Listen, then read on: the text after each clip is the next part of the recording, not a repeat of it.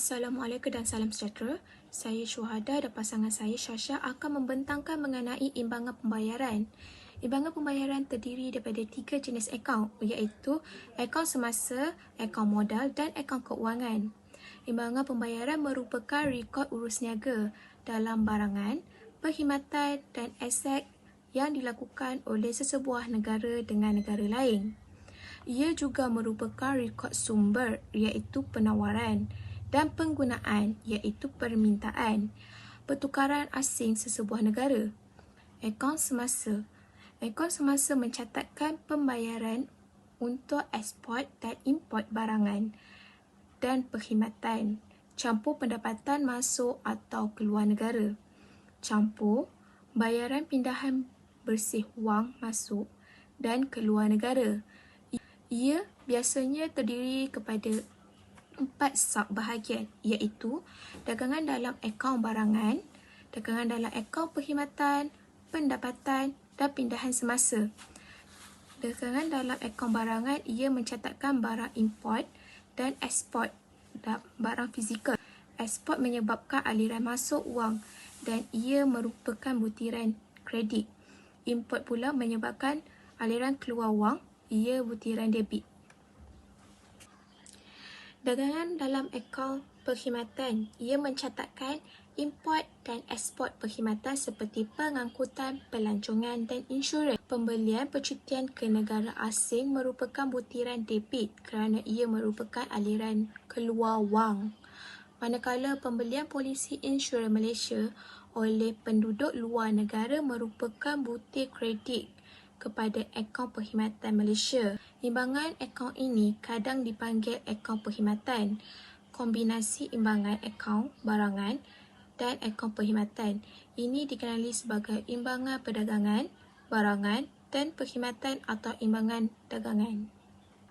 Pendapatan ia mengandungi upah atau pampasan pekerja, bunga dan pendapatan daripada pelaburan, iaitu keuntungan pelaburan, termasuklah pelaburan langsung, pelaburan portfolio dan pelaburan lain yang mengalir masuk atau keluar negara. Sebagai contoh, dividen yang diterima oleh penduduk asing daripada share dalam syarikat Malaysia dicatatkan sebagai aliran keluar wang, butir debit.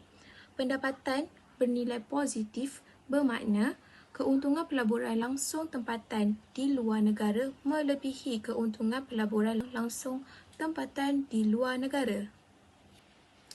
Pindahan semasa ia termasuk sumbangan kerajaan dan penerimaan daripada organisasi antarabangsa dan pindahan wang antarabangsa oleh individu dan syarikat swasta. Pindahan ke luar negara seperti pekerja Malaysia di Singapura menghantar wang kepada ibunya di Malaysia merupakan butir kredit. Contohnya, pindahan semasa bernilai positif bermakna bayaran pindahan yang diterima dari luar negara melebihi bayaran pindahan yang dihantar ke luar negara.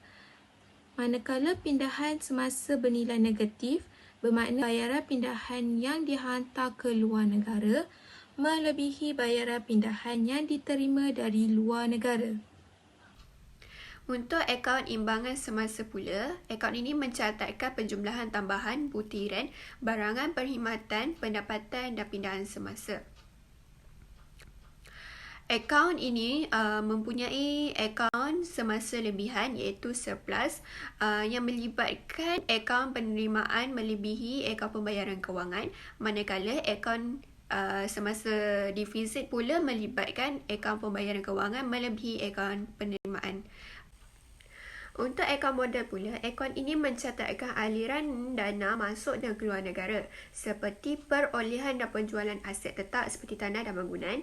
Seterusnya iaitu pemindahan dana oleh penghijrah. Contohnya, penduduk Malaysia berhijrah ke Australia dan beliau memindahkan dana dan wangnya ke Australia.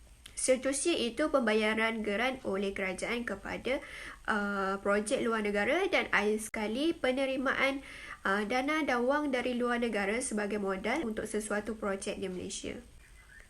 Akhir sekali iaitu akaun kewangan. Akaun ini mencatatkan perubahan antarabangsa dalam pegangan share, harta, deposit bank dan pinjaman, sekuriti kerajaan dan lain-lain. Akaun ini melibatkan penjualan aset tetap tetapi berbeza sedikit dengan akaun semasa yang melibatkan pendapatan daripada aset tersebut.